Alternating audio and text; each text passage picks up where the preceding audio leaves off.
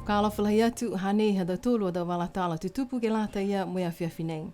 Whakamua kua kisia kia he tau ngaho nei, e tau tau he tau koloa he motu kua malikisi hake. Ha kua malikisi hake foki e tau tau he tau whilesi ki he motu. Kua langona i foki e tau manatu tupe tupe he tau tangata he motu, ha koe tau koloa kua tau uka he tau ngaho nei ki he tau whale koloa. I loa ai e BCN News mai he kautaha e New Zealand mo e taha mau koloa uta whilesi, kua malikisi hake e tau tau he tau whilesi wakalele he tau ngaho nei, mai he walu e tāla, ke he hongofule tāla limu furusene, he taha e kilo. Koe tau hiki anga nei, kua whakangahua ai he aho hongfu maua he mahina ha me he tau nei.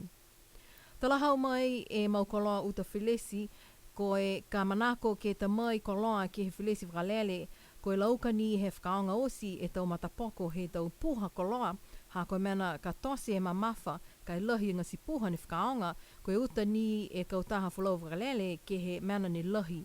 Koe mena ia ne talahau ai a lau tolu, koe mua atu e mitaki ke whakaonga osi e tau matapoko he puha, ha kua tutongi e koe e lahi he puha, nā kai ni koe mamafa he puha. Kua malikisi foki e tau tau whilesi ki he tau puhala wakatonga, mo e whalau wakatonga Matsons, kua malikisi hake ki he ua e pasene, mo e malikisi hake foki e BAF, po ke Bunker Adjustment Factor, ki he ono e pasene, tali mai he mahina ianuali he tau nei. Koe tau malikisi nei, ha koe tau hata kianga mai he matakau International Maritime Organization, ke lata mo e tau matawhakatuwhanu fōu, ke he tau whanga lolo ela kua whakaonga ai ke tau wakatonga he tau ngaho nei.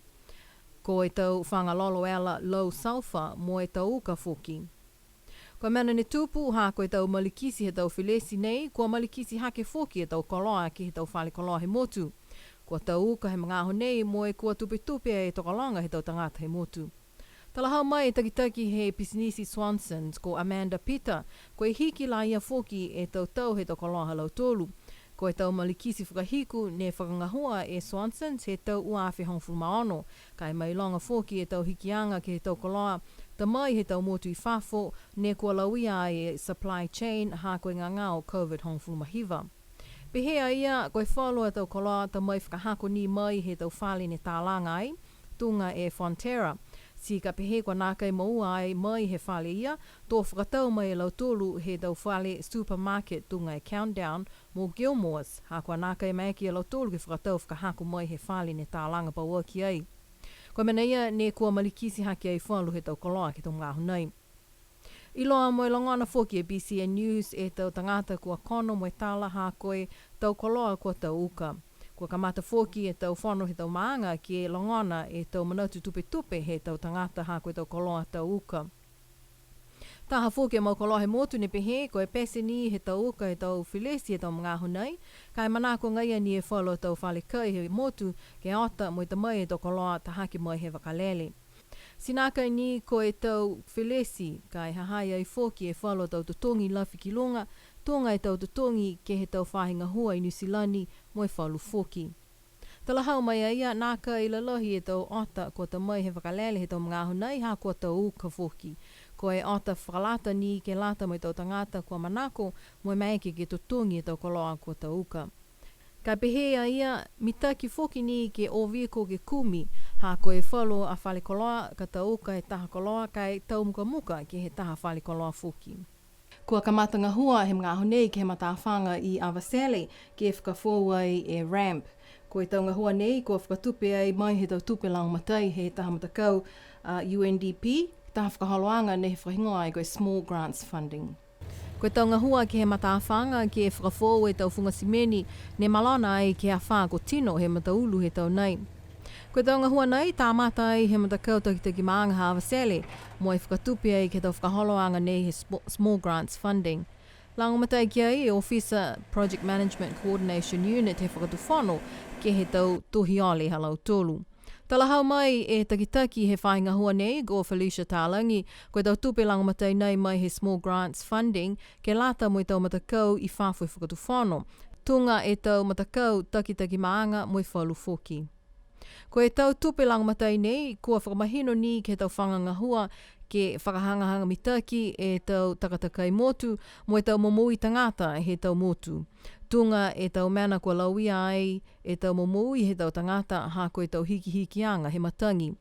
Koe tau tupe nei, nā kai mō lea i 50 e awhi e tupe Amerika ke taha i tohi ole. Whalu tohi ole, nā kai hokotia ke tau tupe ia. Koe toko fitu e tau matakau ko maua ai e tau langamatai tupe nei, koe tagi maanga he maanga ko awasele, matakau he tau whiwhine ha tuapa, koe maanga ko la kepa, koe matakau Niue, matakau Niue Council of Women, matakau Fisikanai Association, moe matakau Niue Filmmakers Association. Kua amana ki ai e taha pulotu ke he tau hiki-hikianga he matangi ko ia ko Coral Pasisi ke tau sei taha whakamatalaanga ke he whanoanga he Security Council he matakau he tau motu kau whalata he lalulangi ko United Nations. So this really started about 2 years ago when... Koe whakamatalaanga ha Pasisi ke he United Nations Security Council koe taha nia lakaanga fōu mai tau tangata po ke tau pulotu mai Niue. Koe whanoanga nei, kua manaki ke whakahoko ke he matahola ua he pungi a pungi Niue, ha koe tau kehe ke tau tūlā moe motu ko Amerika. Ko ia taha he tokotolu e tau tangata kua manaki ke whakamatala ai. Tō whakamatala whakamua e takitaki he matakau United Nations ko Antonio Guterres, taha tangata kautau mai he motu ko Niue he atu motu Awhelika mō Coral Pasisi. Amanaki ke longona e whakatutalaanga hana mo e PCN News ke hawhiawhia pongi. Manako ai e tau pisinisi he motu ke whaiwhahinga hua kua whakatupa waki ai ke leweki mo e puhala atu e tau whakailoanga mahuinga mai he whakatuwhano ke lata ai mo e tau iloanga he tau tangata. Pihia e tau manatu halau tōlu e tau pisinisi kua whakalataha atu ki he taha whakakoanga ke lata mo e tau puhala whakapūloa ne whakahoko ai he ahawhlaile whaitapuka mole. Tokalanga i lau tōlu kua talia ke whakatupa waki taha pūnga hua pehe nei ke he ki loto he whakatuwhano ke lata ai mo e tangata ke whakatoka mo e whakailoa e tau matakupu mahuinga lahi he whakatuwhano ke lata mai iloanga he tau tangata usi. Koe tau manako nei, puna mai, ha koe tau whakailoanga mai he whakatuwhano ke lata mo i ngangau COVID hongfulu mahiwa. Ha koe nākai whai whakatokaanga kua kisia, kua makona ke he tau longonaanga he tau tangata, mua atu ke he tau walatala mai he whakatuwhano, hangauia ke he tau seanga mai ngangau nei. Koe mga nei loa mua ai tau tala ke ngangau nei, nā kai mita ke tau puhala ke tau whakailoanga ke lata mai tau tangata he motu, tokalonga tau tangata kua iloa ni ke tau walatala mai he motu ko New Zealand. Talahau mai e takitaki he taha he tau mtakau ne whakalataha atu ke he whakakoanga nei, e koe e la ia e mga aho nei kua maike i ke whakatūtala e tau tangata ke tau mena nei ne ko tutupu ha koe ngangao COVID hongfulu mahiwa. Koe aho whakamua ni he whangia e tau whakakoanga nei ne whakailoa ai he takitaki ulu whakatonu he pataanga he tau whainga hua mai tau tangata ko Gayleen Tasmania. Koe tahania nei he tau mena kua semo ai ke tau ngahua mo tau ngahua he whakatuwhano. Talahau fōki e palimia lilifu ko Dalton Tangilangi ke he aho ia e hana manako ke whakailoa tu mau e tau whakailoanga mahuinga ka whiwhili kia e ka peneta ke tau whakaholoanga ni whaingoa ko the press conference. Hane whainga hua ki ai fōki e whakatuwhano he mga aho nei ke whakahangahanga mitaki e tau puhala whakailoa mo e tau whakailoanga mahuinga he whakatuwhano hangauia ke ngangau COVID hongfulu mahiwa. Taha e hokotaki ne whaingoa ai ko Pacific Business Monitor Report ne maua mai he whahitapu e kua mole.